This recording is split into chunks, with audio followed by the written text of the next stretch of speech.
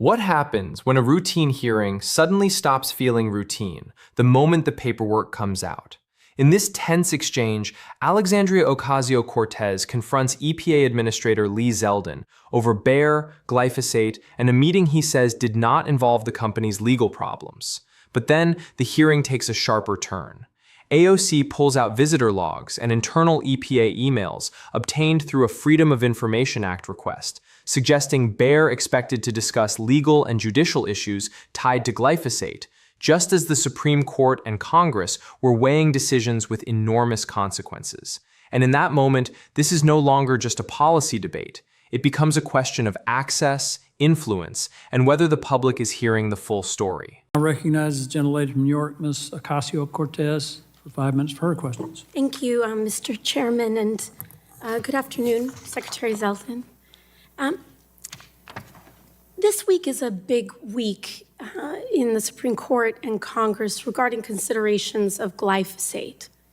Glyphosate is the active ingredient in the herbicide Roundup, which is produced by Bayer, the multi-billion-dollar foreign chemical company that also owns Monsanto. It's used on hundreds of millions of acres of farmland in the U.S., including corn, wheat, soybeans, and even almonds. And glyphosate is even used to dry out crops before they are harvested. Correct, Administrator Zeldin? Correct. Thank you. Glyphosate is also internationally recognized as likely carcinogenic to humans, with particular links to non-Hodgkin's lymphoma. In fact, tens of thousands of lawsuits in the United States, many issued by farmers with high exposure, have been filed against Bayer for failing to warn them about the cancer risk of exposure. Now, interestingly, Administrator Zeldin, on February 18th of this year, President Trump released an executive order to increase the production of glyphosate in the United States, correct? Yes. And not only did that executive order call to increase the production of glyphosate, it also called for legal immunity for Bayer from the tens of thousands of Americans who are seeking justice in court for their toxic exposure. Now, Secretary Kennedy was here a couple of weeks ago, and when he was asked about glyphosate and the rollbacks against protections against toxic chemicals, he said that we would, quote, have to ask Lee Zeldin about that. So you're here before us today. Administrator Zeldin, have you ever participated in a meeting with Bayer where you discussed the legal or litigation issues that the company was facing? No, I never did. Okay, I have My meeting with them was very brief and that topic did not come up. All right, I do. Are you aware of any outreach that they would have in your agency about this? I could say that I directly had a brief meeting, Okay. But it was a brief meet and greet, and that topic did not come up. Thank you. Mr. Chair, I'd like to submit EPA visitor logs from July 7th, 2025 to the committee. Without objection, so ordered. And you're certain they didn't bring up anything regarding your work? I'm telling you, 100%, absolutely. Maybe there was some brainstorming that was done beforehand of potential topics. Are you aware of any? That topic was not brought up. Are you aware of anything brought up to any members of your staff or your team? Your senior team? I am not aware of that, no. Okay. I would like to submit to the record some internal emails from the EPA that I have acquired via a Freedom of Information Act submission. Without objection, so ordered. We have documentation here, emails from your senior advisor for Agriculture and Rural Affairs saying that you were meeting with the Bayer CEO last year.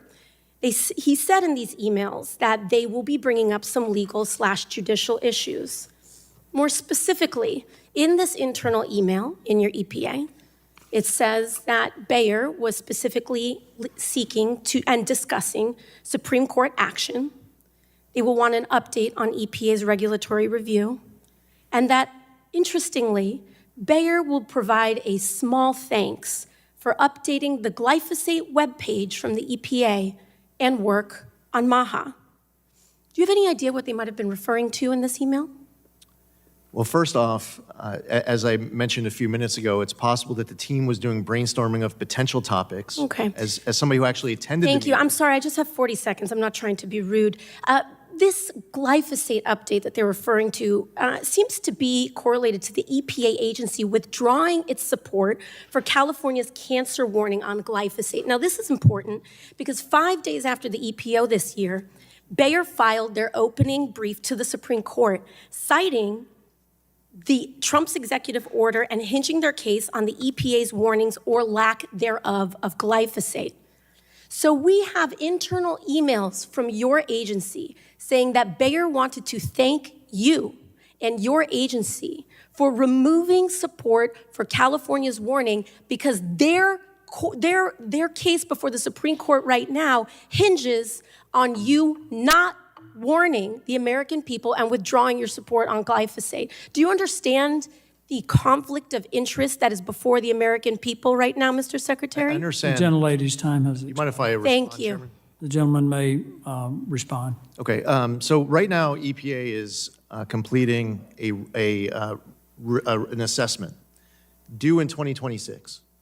And I understand this is a very important topic for many people in this country. This review that the EPA is being conducted, my guidance to dedicated career staffers, and then we have people who've been there for 20, 30 years, is that I don't want to It's taking a just let me while, answer. Secretary Zeldin, Just- because let me answer. the Supreme Court is going to be making decisions this week, and Congress is voting this week on legal immunity. Okay, but you made your point. Now, I'm asking, do you mind if I answer? This is an important part of this that I'm sure you also care And I about. think the timing gentleman's time is has also very expired. important, Secretary Zeldin. The gentlelady's time has expired. Thank you. By the time this exchange is over, the real story is no longer only about one meeting, one herbicide, or one disputed answer.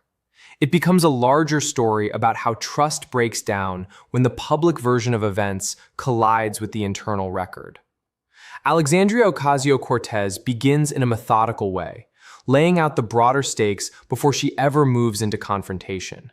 She reminds the room that glyphosate is the active ingredient in Roundup, that it is used across an enormous share of American agriculture, and that it sits at the center of major legal and public health battles. She points to the fact that Bayer, which owns Monsanto, has faced tens of thousands of lawsuits over alleged cancer risks tied to glyphosate exposure. And then she frames the timing. The Supreme Court is weighing issues connected to glyphosate. Congress is considering legal immunity. The administration has already issued an executive order tied to expanding production. In other words, this is not just a technical hearing about chemicals. It is a moment where law, regulation, corporate power, and public safety are all converging at once. That setup is what gives the clip its documentary power, because it builds the sense that something larger is moving beneath the exchange before the key confrontation even begins. Then, AOC asks the question that shifts the room. Did Lee Zeldin ever participate in a meeting with Bayer where the company discussed legal or litigation issues it was facing? Zeldin's answer is straightforward. He says no. He describes the meeting as brief, a meet and greet, and insists the topic did not come up. On the surface, this is a familiar Washington moment. An official gives a clean denial, the hearing moves forward, and the record seems closed. But then the papers come out. First, visitor logs, then internal emails obtained through a FOIA request, and suddenly the meaning of the exchange changes. Because AOC is no longer only asking for an answer. She is placing that answer next to documents that, in her telling, suggest Bayer expected to discuss legal and judicial issues, wanted updates on EPA regulatory review, and even intended to express appreciation for changes tied to the glyphosate webpage and other agency actions. That is where the clip becomes intensely watchable. Not because there is shouting, but because there is contradiction. The audience leans in when a hearing moves from accusation to document-backed tension.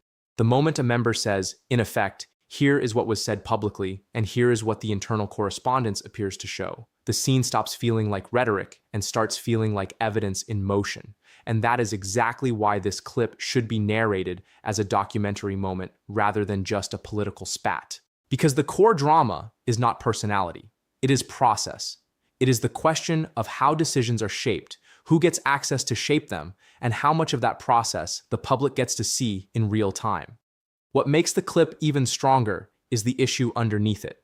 Glyphosate is not an abstract policy topic. It is tied to farming, food production, health fears, lawsuits, and regulatory warning systems. So when AOC points to EPA actions that she says could affect Bayer's Supreme Court position, especially the agency's withdrawal of support for California's cancer warning, she is not just accusing the agency of bad optics. She is suggesting that the stakes are immediate and concrete. If corporate legal strategy depends in part on what regulators say or stop saying, then regulatory language is no longer only scientific.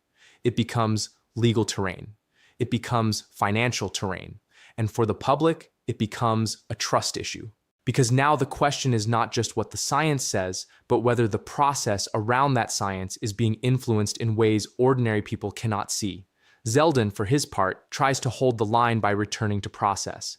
He says brainstorming may have happened beforehand, but maintains the meeting itself did not cover those topics. Later, he stresses that EPA is conducting its assessment through dedicated career staff and that he does not want to prejudge the review. That response matters because it shows the counter-narrative, that internal planning notes or topic ideas are not the same thing as actual pressure shaping an agency head's decision. And that is important documentary tension too. A good narration should not flatten the scene into easy certainty. It should let the viewer feel why this exchange is powerful, because the public is watching two different versions of institutional reality collide. One version says this was normal, limited, and overinterpreted. The other says the paper trail reveals something the public should be deeply concerned about. And somewhere between those versions sits the real source of audience retention: uncertainty with stakes. Viewers stay when they believe the answer matters, and when they sense that the truth may be larger than the time available in the hearing itself. The timing also adds enormous pressure to the clip. AOC repeatedly emphasizes that the Supreme Court is moving now, that Congress is voting now, and that the consequences are not hypothetical. That is a crucial retention engine. The viewer is not being told this is merely an old email chain. They are being told that the timing of these contacts may connect directly to decisions being made this week. That kind of compression, paperwork from the past colliding with decisions in the present, creates urgency. It tells the audience that what looks bureaucratic may actually be immediate. And in political storytelling, immediacy is everything. Another reason the clip works so well is that it exposes how modern hearings often become battles over documentation rather than over speeches. A few years ago, the dramatic moment might have been the eloquent monologue. Now, the decisive moment is often the reveal: logs, FOIA records, internal emails, briefing notes, calendar entries. That is the language of institutional accountability in this era.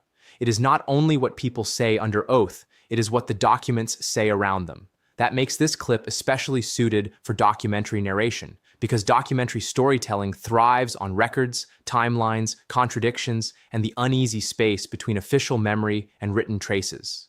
In the end, the exchange leaves the audience with a bigger question than whether one conversation happened exactly one way or another. It asks whether regulatory agencies can maintain public trust when their actions intersect so directly with corporate legal interests, especially on issues that touch health and safety. It asks whether disclosure after the fact is enough. It asks whether the public can feel confident that scientific review is insulated from political and corporate timing. And perhaps most importantly, it asks whether Americans are watching one of those moments where the paper trail matters more than the talking points. That is the emotional and intellectual core of the clip. So the best way to land this story is not with a simple winner and loser frame. It is with a sense of unfinished tension, because that is what this hearing really offers. Not closure, but exposure. Not proof of everything, but enough contradiction to make people pay attention. And once viewers see a denial collide with internal emails in a room where the stakes are already high, they keep watching for the same reason people always do in strong political documentaries, because they sense that the record may be saying more than the official answer ever intended to reveal.